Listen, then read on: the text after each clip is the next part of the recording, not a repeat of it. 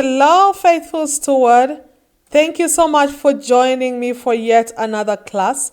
This is class number 11. All right.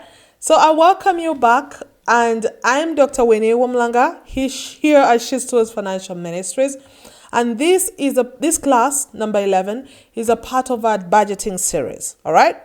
Today's topic is budgeting with irregular income. I've been asked to redo this class for those of you, if you know anyone who is a freelancer, who is an entrepreneur, or maybe commission-based worker, or even a seasonal earner, please share this class with the person. This class will help you to build a faithful and flexible budgeting system. All right? So the scripture for this class specifically is Proverbs 21:5, which says, "The plans of the diligent lead surely to abundance, but everyone who is hasty comes only to poverty."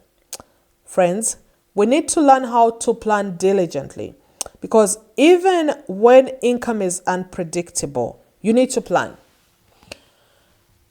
People have been asking me about, they need to know more about how to work with irregular income when saving, and definitely it's understandable. All right. I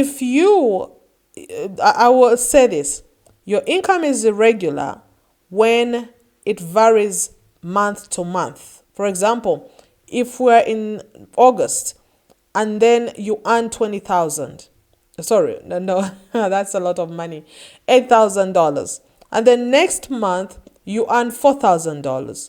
That income varies. All right. So it's irregular.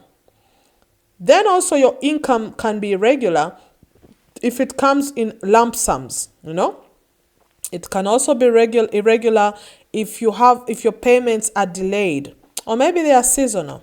I'll give an example of farmers. During the planting season and the process of farming, they are earning nothing. But when they take their crops to sell, they earn a lot of money.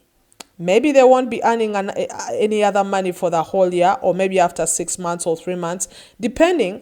But that's a good example, all right?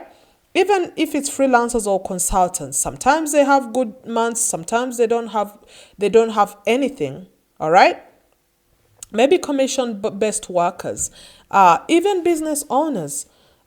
My husband was a business owner when I didn't have an income, and we struggled a lot because we didn't know how to budget for our money because it came in irregularly. All right. So there is a challenge. You don't always know always know how much you earn. All right. So there is a solution. You have to create a budget that's based on your lowest expected income. Okay.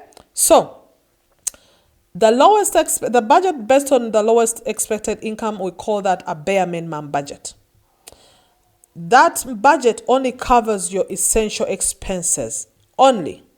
You have to ask yourself, what do I need to survive and stay afloat?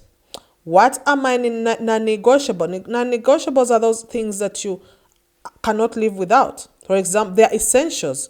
You need food, or you die of hunger. You need rent, or you'll be homeless. You need to pay for your utilities. You need transportation. Your children need school fees. You need to tithe. That is number one. It's so hard, but you really need to do it. Okay? So that kind of budget is your survival budget. It's your baseline. Even if your income is really so tight, this is what you must cover. You must cover these things, or else you'll be in trouble. So when we talk about a bare minimum budget, that is how it looks like. You budget only, it's a survival budget. It includes only the essentials, only those things that you cannot negotiate, only those things that you cannot live without. All right? So if you are an irregular income earner, this is how you can help yourself to stay afloat. Because if you are not able to if you're not able even to create a survival budget, it's going to be hard for you when you get into maybe months of famine, okay? I'm not here to scare you, but I'm just letting you know in advance how things might happen. All right? So, what then do we do? You have to budget every time you get paid. Okay? Because remember, unlike salaried people who budget monthly, if you are a person that gets irregular income, you must budget by transaction. So that means that every time you get paid, you have to have a budget. Whenever you receive money, you allocate according to your priority. You save a portion of that money. You delay spending on things like wants. There's a difference between needs and wants. I just talked about the essentials. Those are your what? Those are your needs. Okay? So please do not budget for things that you don't need unless you have covered your needs or your essentials. So if you have done that, what you have done is called a zero-based budgeting per paycheck. Whatever money comes in, you assign it to something or a category so you stay afloat during months of famine. All right? So you need to build a cushion fund. If your income is irregular, you need a buffer, something to fall on when things don't go well. So then the goal that you need to have is to build a 1 month to 3 month emergency fund. That kind of fund will enable you to cover for essentials. So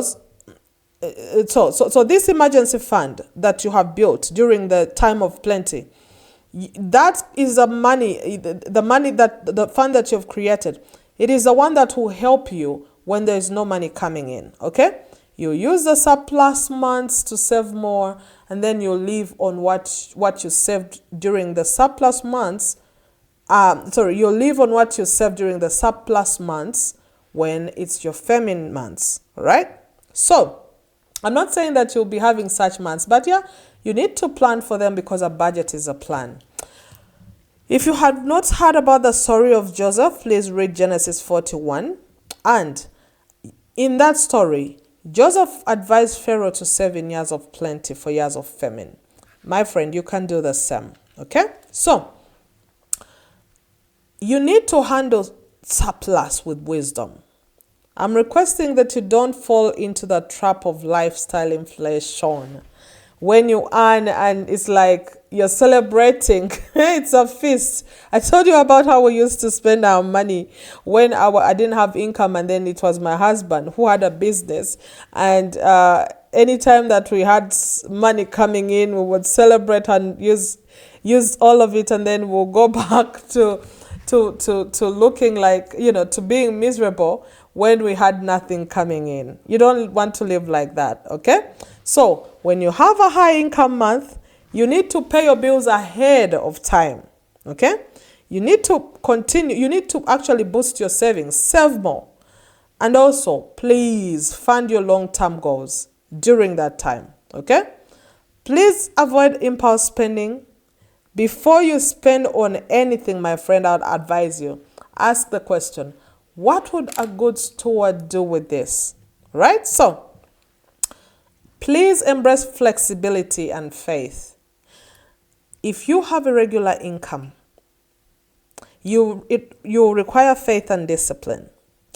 Do not compare your path to others, because your path is different from mine. Another one may have maybe a salaried worker. All right? If you're going to compare, if you are on irregular income and you're comparing yourself to a person who receives a monthly salary, it's not going to be the same, my dear. All right? And also, please don't beat yourself up in low months, because you've already budgeted, so you will not be able to face that anyway. You need to be flexible, but please don't be careless. Okay? Always trust God as your provider. It is not your paycheck. Because my husband didn't have a paycheck, I would complain and say, "Oh, I wish we had a paycheck." No. It's God who is your provider, and surely He provided for us. Don't rely on a paycheck. If you think that you're going to live a miserable life because you don't have a paycheck, life is going to be so bad. All right? Matthew 6:31-33 says, seek first the kingdom of God and all these things will be added unto you. All right. So here is your homework. Calculate your bare minimum budget. Number 1. Number 2, create a priority-based spending plan. Number 3, start an income buffer fund. All right? Comment below. What's one thing you can do this week to manage irregular income better? I would love to read those comments. Please be sure to like, subscribe, hit that button in case you haven't done so, and share this class with someone who needs it if it has been helpful to you. All right? Please, you don't want to miss the final class. That will be class number 12. And that class will be about budgeting as a lifestyle. It should not be a burden. All right? So thank you so much for joining me. I love you. Jesus loves you. And so do I. Until then, until next time, stay blessed. Thank you.